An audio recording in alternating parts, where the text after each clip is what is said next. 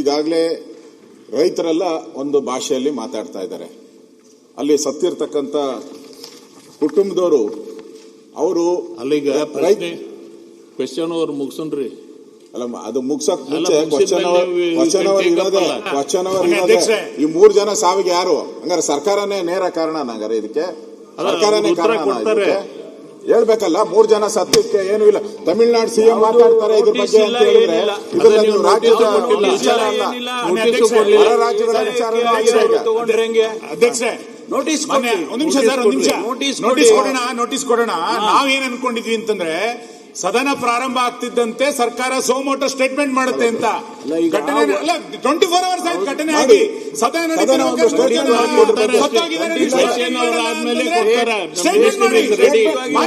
ಸಚಿವರು ಬಂದು ಸ್ಟೇಟ್ಮೆಂಟ್ ಮಾಡಿ, ಮುಖ್ಯಮಂತ್ರಿಗಳು ಸ್ಟೇಟ್ಮೆಂಟ್ ಮಾಡಿ, ಯಾವ ಕಾರಣಕ್ಕೆ ಎನ್ಕೌಂಟರ್ ಆಯ್ತು ಅಂತ ಹೇಳಿ ಸದನ ಗೊತ್ತಾಗ್ಬೇಕಲ್ಲ. ಸದನ ಗೊತ್ತಾಗಲಿದ್ರೆ ಹೆಂಗಾಗುತ್ತೆ? ನಿಯಮಾವಳಿ ಪ್ರಕಾರ ಹೋಗೋನು ಕ್ವೆಶ್ಚನ್ ಸರ್ಕಾರ ಸೋಮೋಟೋ ಸ್ಟೇಟ್ಮೆಂಟ್ ಮಾಡಬೇಕಾಗಿರೋದು ನಿಯಮಾವಳಿ ಪ್ರಕಾರನೇ. ಸದನ ನಡೀತಾ ಇರ್ಬೇಕಾದ್ರೆ ಮಾಡ್ಬೇಕು ಅವರು.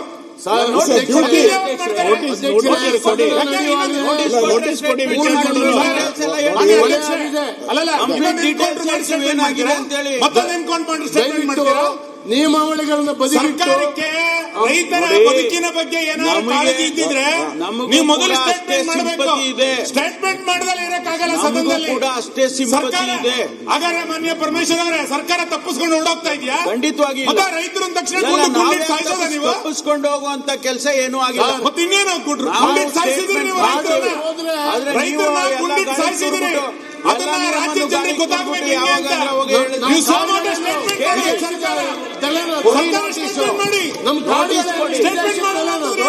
ಗುಂಡಿಟ್ಟು ಸಾಯಿಸ್ತೀರಿ ಅಂತ ಇದು ಯಾವ ಅಮಾನುಷ ಕೃತ್ಯ ಸರ್? ಇದು ದಯವಿಟ್ಟು ಇದನ್ನ ಚರ್ಚೆಗೆ ಕೇಳಬೇಕು ಅಂತ ಹೇಳಿ ನಾನು ವಿನಂತಿ ಮಾಡ್ಕೊಂತೇನೆ. ಮಾನ್ಯ ಅರಣ್ಯ ಸಚಿವರು ಇದಕ್ಕೆ ಉತ್ತರವನ್ನು ಸ್ಟೇಟ್ಮೆಂಟ್ ಮಾಡಬೇಕು ಈ ಸದನದಲ್ಲಿ. ಮಾಡ್ತಾರೆ. ಒಂದೇ ನಿಮಿಷ ಜನ ಕೂತಿದ್ದಾರೆ ಅಲ್ಲಿ. ಅಧ್ಯಕ್ಷರೇ, ಇದು ನಾನು ಅಲ್ಲಲ್ಲ, ಒಂದೇ ನಿಮಿಷ ನಾವು ಕೇಳ್ಬಿಡಿ. ಇದು ಸದನದ ನಿಯಮಾವಳಿ ಪ್ರಕಾರನೇ ಒಂದು ಸರ್ಕಾರಕ್ಕೆ ಏನಾನ ಗೌರವ ಇದ್ದಿದ್ರೆ ಎನ್ಕೌಂಟರ್ ಬಗ್ಗೆ ಸದನದಲ್ಲಿ ಒಂದು ಸ್ಟೇಟ್ಮೆಂಟ್ ಮಾಡ್ಬೇಕಾಯ್ತು ಸರ್ಕಾರ.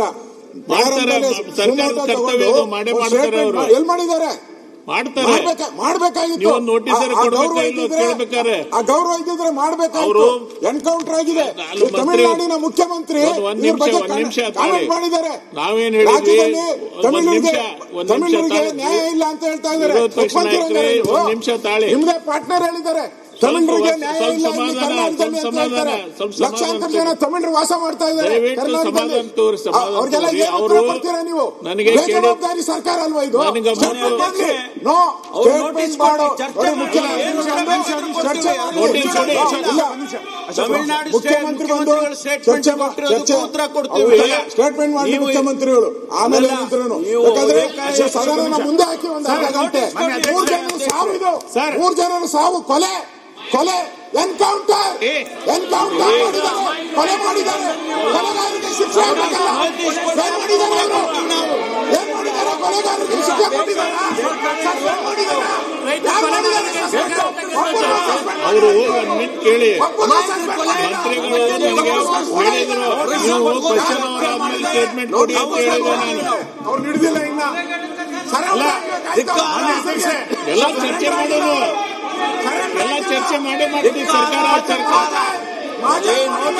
ನಮಗೂ ಬೇಕಾಗಂದ್ರೆ ಈಗ ಪರಿಹಾರ ಸಿಗಬೇಕಂದ್ರೆ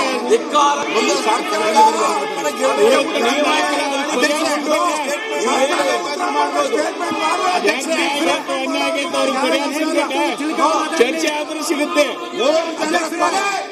3 ಜನರ ಕೊಲೆ ಮಾಡಿದ ಸರ್ಕಾರ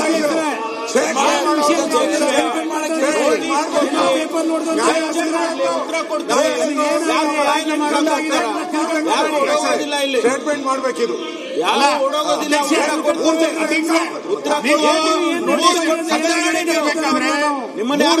ಎನ್ಕೌಂಟರ್ ಸರ್ಕಾರ ಮಾಡಿದ ನಂತರ ನೋಟಿಸ್ ಚರ್ಚೆ ಮಾಡಿ ಅಂತ ಹೇಳ್ತಿರಲ್ಲ. ಎನ್ಕೌಂಟರ್ ಮಾಡ್ಬೇಕಾದ್ರೆ ನೋಟಿಸ್ ಕೊಟ್ಟಿದ್ರು ಅವರಿಗೆ.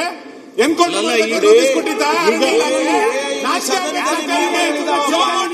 ಈಗ ಸ್ಟೇಟ್ಮೆಂಟ್ ಮಾಡಿ